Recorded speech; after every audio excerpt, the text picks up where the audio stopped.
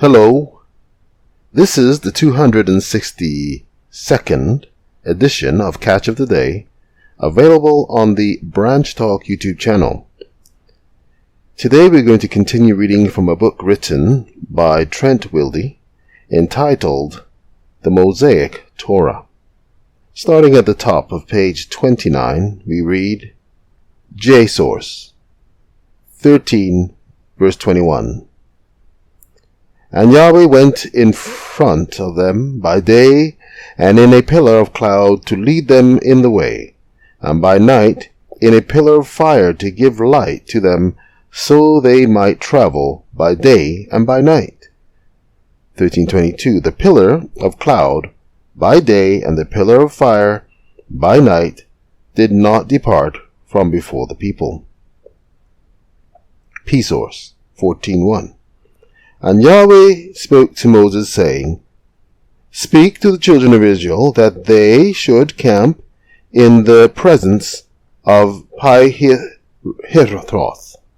between Migdol and the sea, in the presence of Baal-Zephon. You must camp facing it by the sea. And Pharaoh said, E-Source, and Pharaoh said of the children of Israel, They are wandering aimlessly throughout the land. The wilderness has closed in on them. P-Source 14:4. And I will harden the heart of Pharaoh, and he will pursue them, and I will be glorified through Pharaoh, and through all his army, and Egypt will know that I am Yahweh. And they did so. J-Source 14:5. And it was told to the king of Egypt that the people had fled. E-Source. And the heart of Pharaoh and his servants was changed toward the people, and they said, What is this that we have done, that we sent out Israel from serving us? 14:6. And he hitched his chariot, and he took his people with him. J-Source 14:7. And he took 600 chosen chariotry, and all the chariotry of Egypt, and officers over all of them. P-Source 14:8. And Yahweh hardened the heart of Pharaoh, king of Egypt, and he pursued the children of Israel. J-Source. Now the children of Israel had gone out with a high hand. 14:9. But the Egyptians pursued them, and caught up to them camping by the sea. P. Every chariot horse of Pharaoh, his horsemen, and his army, to Pi-Hiroth, in the presence of Baal-Zephon. 14:10. And Pharaoh came near. Footnote number 36. J, E, and P all speak of a pillar, though their descriptions of it differ. E has only a pillar of cloud, with no fire. See Exodus 33:9 and 10. P's pillar is of both cloud and fire, simultaneously. See Exodus 24, verse 15 to 18. J has a pillar of cloud and a pillar of fire, as though distinct. See Numbers 14:14. This alone, with linguistic connections to Numbers 14:14, shows Exodus 13, verse 21 and 22 to belong to J. The words turn back and have been left out, since they are most likely an editorial exertion to make this P passage flow better with 13:20. Footnote 38. All the references to the wilderness in this passage are E. 13 verse 18a, 14 verse 11 and 12. 39. Footnote. Leaving with a high hand, or defiantly, fits only J. 13 verse 18b, and 14 verse 5a. J later assumes the story's setting at the sea to be already known, 14 verse 21b, and this is the only candidate for its first mention in J. That 14, 8b to 9a is not P is strengthened by the resultant sentence structure of 14.8a flowing straight into 14.9b, since it is repeated in 14 verse 23p.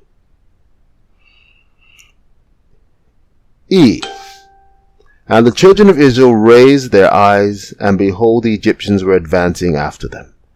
J. And they were very afraid. P. And the children of Israel cried out to Yahweh. E. 14:11. And they said to Moses, were there no graves in Egypt, none, that you took us out to die in the wilderness? What is this that you've done to us, to bring us out from Egypt? 14:12. Isn't this the word that we spoke to you in Egypt, saying, leave us alone, and we will serve Egypt? For it is better for us to serve Egypt than for us to die in the wilderness. J source, 14:13. And Moses said, E source, 14:13. And Moses said to the people, J source, don't be afraid. Stand firm and see the deliverance of Yahweh that he will do for you today. For E. the Egyptians whom you see today, you will never see them again ever. J source, 14 verse 14. Yahweh will fight for you. E. And you will be quiet. P source, 14 verse 15. And Yahweh said to Moses, why do you cry out to me? Speak to the children of Israel that they should move. 14:16. And you stretch out your hand over the sea and split it apart, and the children of Israel will go out through the middle of the sea on dry ground. 14 verse 17. And I, behold, I will harden the heart of Pharaoh and the heart of Egypt, and they will come after them, and I will be glorified through Pharaoh and through all my army, through his chariotry and through his horsemen.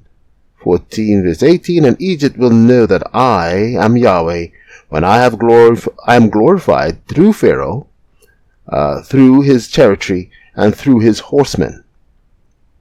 E source, 14:19. And the messenger of the Elohim who went in front of the camp of Israel moved and went behind them. J source. And the pillar of cloud moved from in front of them and stood behind them. 14:20. Going between the camp of Egypt and the camp of Israel. Then it became dark and still darker, but light was given to the night, and all that night the one did not come near the other. Footnote number 40. Since both J and E contain words evidently spoken by Moses to the people in what follows, they both must have said something like, and Moses said to the people. Footnote 41.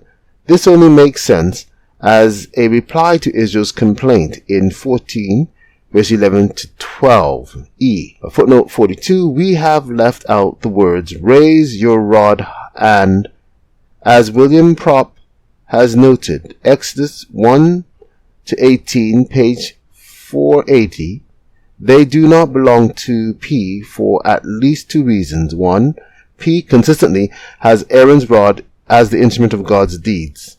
In verse 7, 9 to 12, 19 and 8, 1 and 2, 12 and 13, and 2, throughout the rest of this passage, Moses uses his hand alone, not his rod. Verse 14, 21 and 26 and 27, evidently added this clause in order to create continuity with E, since E regularly has Moses' rod being used. 4:24, 17:20, 7:15, 17:20, 9:23, 9:10:13, and 17:5 to 6 and 9. Take care.